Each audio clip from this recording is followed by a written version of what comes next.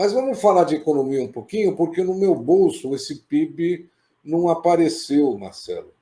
Por que acontece isso? Conta para nós aqui, para a gente ter uma noção, né, do que a gente está falando. Vamos lá, Jean. Eu vou pedir, então, para começar meu comentário, você colocar o primeiro gráfico, por favor. A gente vai. Vamos começar com as notícias boas. Então, o gráfico da direita, desculpa, da esquerda, é o PIB trimestre a trimestre, né? A gente olha bem lá, então, desde o início do governo Bolsonaro, como é que foi o PIB, né? Teve a queda da Covid, e aí você tem o repique, a subida, né?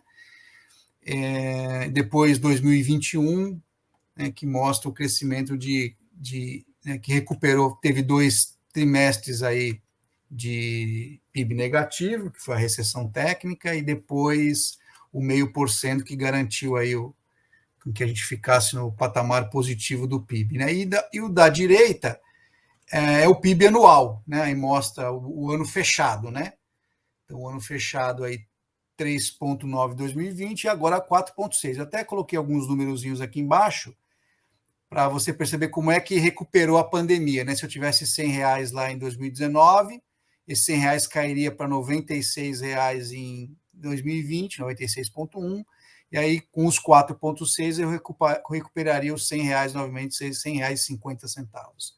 Né? É sempre lembrando, né? Se eu caio 10%, para eu recuperar a mesma posição, não adianta eu ganhar 10%, tem que ganhar um pouco a mais. Né? Então, esse é o. Porque sempre está com uma base, sempre é calculado sobre uma base menor. Né?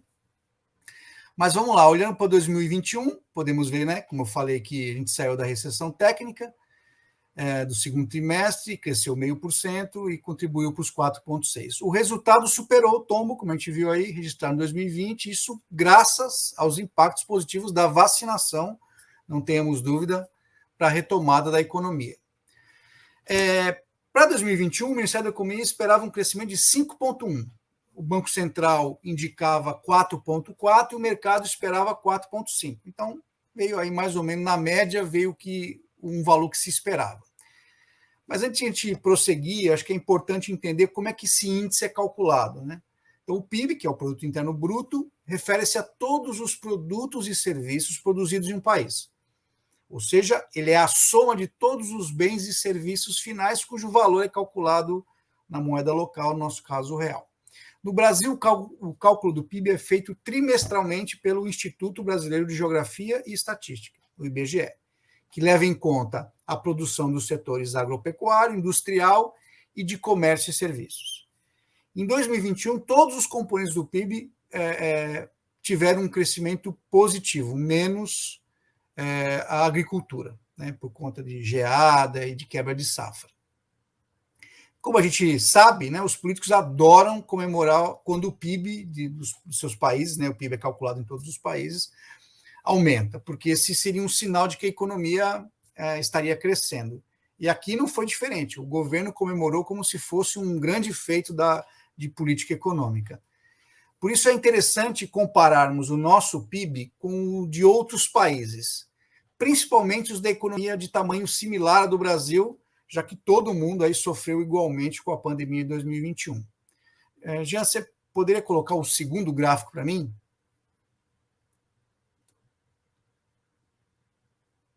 Esse mesmo. Então, esse é interessante porque ele compara o crescimento do PIB acumulado de 4 em 4 anos, né, que justamente consegue comparar os governos aqui, e comparado com a média de crescimento mundial. Então, a gente está falando de média. Então, a gente vê que o crescimento do Brasil sempre foi ali abaixo da média mundial, né? Sempre foi sofrível, tirando aí o período 2007, 2010, quando a gente teve o boom das commodities, a gente surfou a onda aí do comércio internacional. Bom, o primeiro sinal vermelho é que, apesar do crescimento de 2021, né, o Jean trouxe uma informação aí da questão da industrialização no Brasil, mas o Brasil também caiu em outro ranking, ele caiu de 11º para 12º lugar entre as maiores economias do planeta, de acordo com a apuração da Austin Rating. E o PIB de 4,6, apesar de ter recuperado as perdas da pandemia, colocou o país na 21ª posição de um ranking que considera o ritmo de crescimento de 34 países que apresentaram seus resultados para 2021.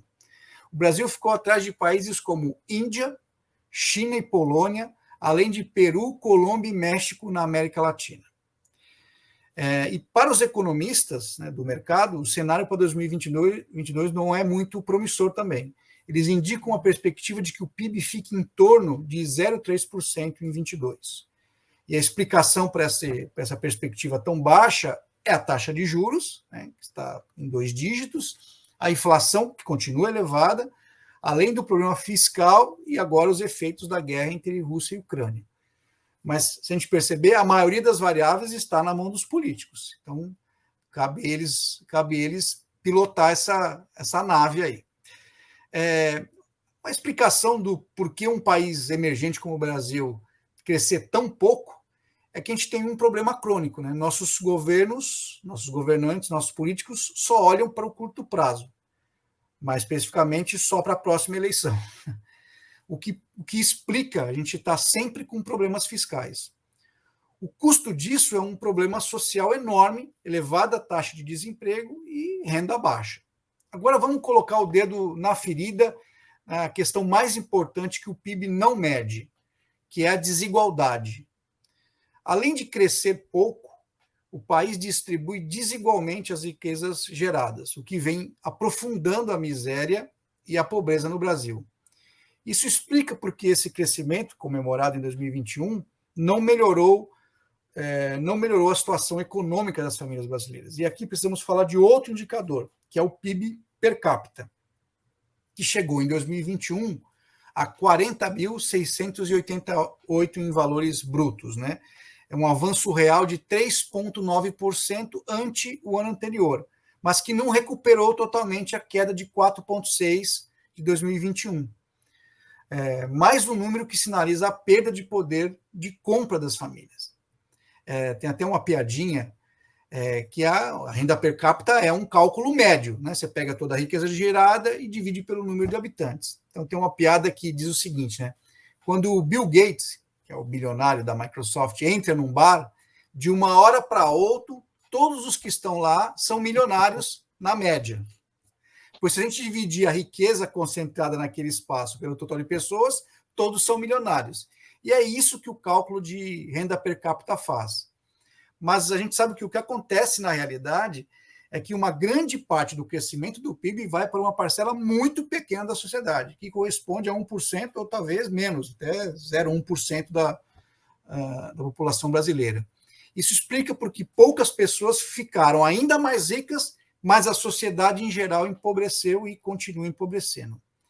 E, por fim, o PIB é uma medida que, tecnicamente, ou uma cifra, desculpa, que ajuda a medir a velocidade que a máquina da economia gira.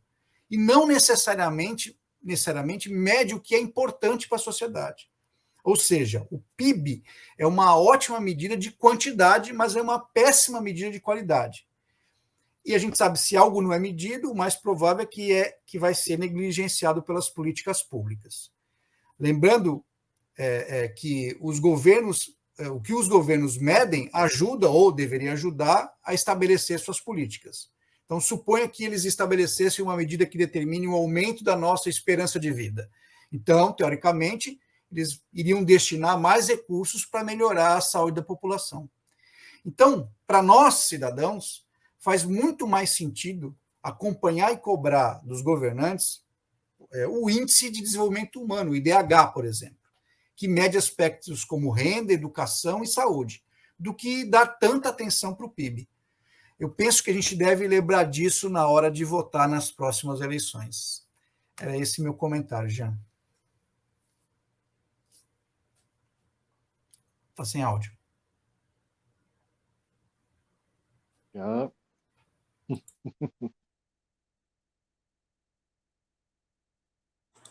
Quando você destrincha os números, você começa a entender o porquê que está faltando dinheiro no bolso, né? Você vai puxando o fio do novelo, né? E você vai entendendo. Tem um outro detalhe também, que o governo comemora muito, que é o crescimento de emprego, mas esquecem de dizer que a renda média do assalariado caiu, né? Esse é um outro problema. Tá ok, está contratando mais, mas estão contratando com salários mais baixos, com condições piores. Então, é uma somatória de todos esses problemas que todos nós estamos enfrentando. E você vê, eu, quando vejo aqui em São Paulo, você passa por Diadema, você vê que o nível de favelização aumentou, né? Quando eu vou lá para Cotia, eu vejo que a periferia aumentou, né? Isso é um reflexo social muito importante que está acontecendo e que a gente está vendo e sentindo no próprio bolso, né? Eu acho que deu para ter uma boa base e também é um assunto que a gente tem que voltar a discutir aqui no programa, que é o poder assim de compra das pessoas, né, Marcelo? Que está caindo, você tem um empobrecimento da população que é notório, é visível isso, né? E a gente vê. E um outro detalhe, né? Eu vejo, por exemplo, minha esposa que voltou de novo ao trabalho dela e ela estava me comentando, né, que o nível, a quantidade de pacientes que hoje estão procurando o SUS é inacreditável. Os números de pessoas que vão ao posto de saúde, ela falou assim que é inacreditável. Por quê? Porque o cara perdeu o seu plano de saúde, né? Porque ele não tem outra solução a não ser ir para o SUS, tá certo? Então, realmente, há um empobrecimento da população notório. Não adianta comemorar um PIB, né, o crescimento do PIB, quando você vê que os números todos que mostram aí mostram que nós estamos sempre na rabeira do mundo, né, Júlio? Eu só tenho um comentário a fazer, Jean. A gente já escutou essa história outras vezes, né? Vocês vão lembrar que na época, que um momento bastante propício para o Brasil, que foi a época do milagre econômico durante a ditadura, o nosso então ministro da Fazenda, Delfim Neto, falou que era para a população esperar porque o bolo ia crescer e quando o bolo crescesse, ele ia ser dividido com todos, né? Nós estamos até hoje aqui esperando pelo menos uma lasquinha desse bolo, né?